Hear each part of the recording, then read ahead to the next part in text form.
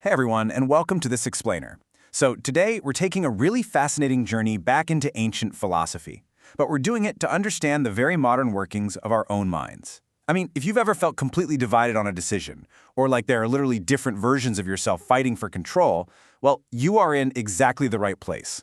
We're going to explore this profound concept known as the architecture of the Platonic soul.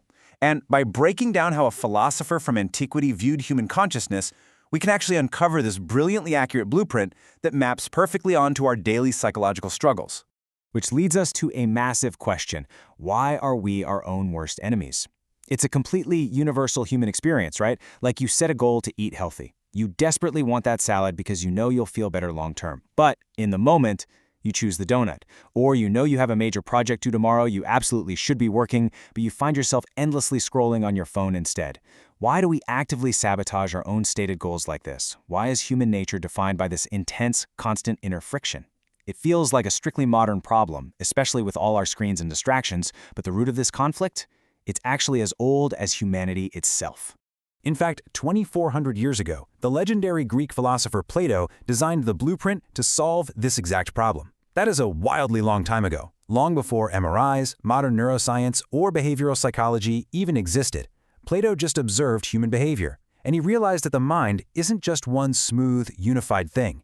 He recognized the inner chaos we all feel and mapped it out with astonishing clarity, laying the groundwork for how we understand human motivation even today.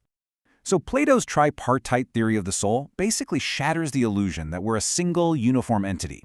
In his masterwork, The Republic, he proposed this complex architecture made of three distinct, and often warring, factions: reason, spirit, and appetite. So instead of thinking of yourself as one unified I, Plato says you're actually more like a committee of three very different characters, all aggressively voting on what you should do next. And understanding how these three elements interact, that is absolutely crucial. It's the key to mastering your own behavior and finally overcoming that self-sabotage. Okay, let's break down this blueprint from the ground up. We'll start with the very foundation of our internal architecture, the appetite.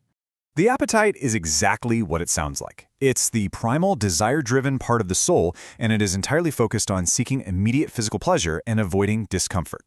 Think of this as the most ancient, untamed part of you. You know when your alarm goes off at 6 a.m. and you impulsively slam the snooze button instead of going to the gym? Yeah, that's your appetite speaking. When you crave the instant gratification of junk food or binge-watching a show instead of getting a good night's sleep. Appetite again. It doesn't care about tomorrow. It couldn't care less about your 5-year plan. It only cares about what feels good right now, in this exact second. Now, it is a necessary foundation for basic survival. It keeps us fed and safe, sure. But without strict supervision, it is completely chaotic. Moving up a level in our architectural structure, we find the structural walls of the soul. Plato called this part the spirit. Here, we find a completely different type of drive. The spirit, or what the ancient Greeks called thumos, is the emotional, honor-driven, and highly competitive part of our internal psychology. So this isn't about baseline physical pleasure like the appetite. This is about social standing, pride, and a sense of justice. When you feel that fierce, hot anger because someone cut you off in traffic or treated you unfairly, that's your spirit flaring up.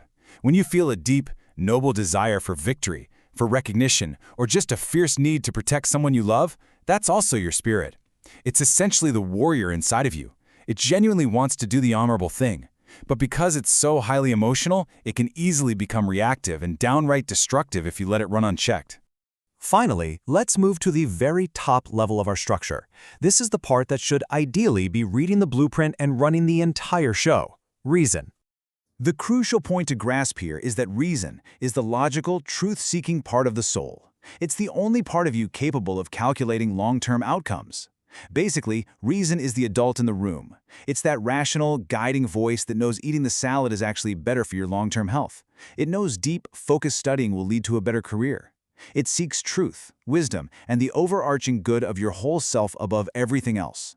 But, as we all know from daily experience, reason is usually fighting a really steep uphill battle against our baser, louder urges. It speaks quietly, while the appetite and the spirit, well, they tend to yell. When we directly contrast these elements, we get right to the heart of that original question we asked earlier. We have the untamed, impulsive desires of the appetite starkly contrasted against the careful, long-term logic of reason. And this explains exactly why we feel so utterly torn when making even the simplest choices. It's literally a tug-of-war in your brain. Your reason is carefully calculating long-term wealth, while your appetite is screaming to buy that shiny new thing right this second. We are our own worst enemies, simply because our internal architecture contains fundamentally opposing goals. They're just constantly competing for our attention. So, now that we have the individual pieces of this architecture, let's explore Plato's most famous allegory to see how these three parts are actually supposed to work together in motion, driving the chariot forward. In his famous dialogue, The Phaedrus, Plato didn't just give us a static blueprint, he gave us a highly dynamic metaphor. He asked us to imagine the soul as a chariot. Let's break this down step by step, because it's brilliant. First, you have the charioteer, who represents reason. The charioteer's job is to steer the whole rig and maintain the path. But he is being pulled by two radically different horses. The first is a noble horse, representing the spirit. This horse is honorable, it loves victory, and generally, it wants to listen to the charioteer, even though it can get riled up. The second, though, is a wild, unruly horse, representing the appetite. This horse is practically deaf, incredibly impulsive, and constantly trying to drag the chariot into a ditch to graze on whatever immediate pleasures it sees, whether that's a literal field of grass or, 3 hours of endless scrolling on TikTok. Just imagine the immense daily effort it takes for the charioteer to desperately try and keep these two mismatched beasts moving forward in a straight line.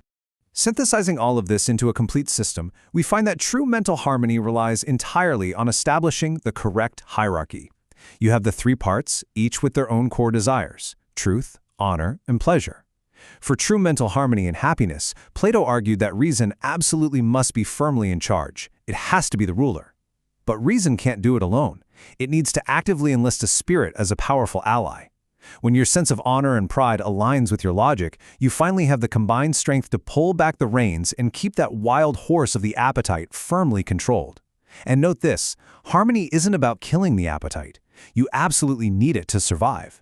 It's simply about keeping it in its proper subordinate place so you can actually move forward without crashing. So, as we wrap up this explainer, I want to leave you with one final, provocative thought to really reflect on today. Which part of your soul is driving your decisions right now? Are you letting the wild horse of immediate pleasure drag you off course? Is your pride and anger holding the reins? Or has your reason stepped up to take control, guiding you toward your true long-term goals? This blueprint might be 2,400 years old, but the construction of your mind is a choice you have to make every single day.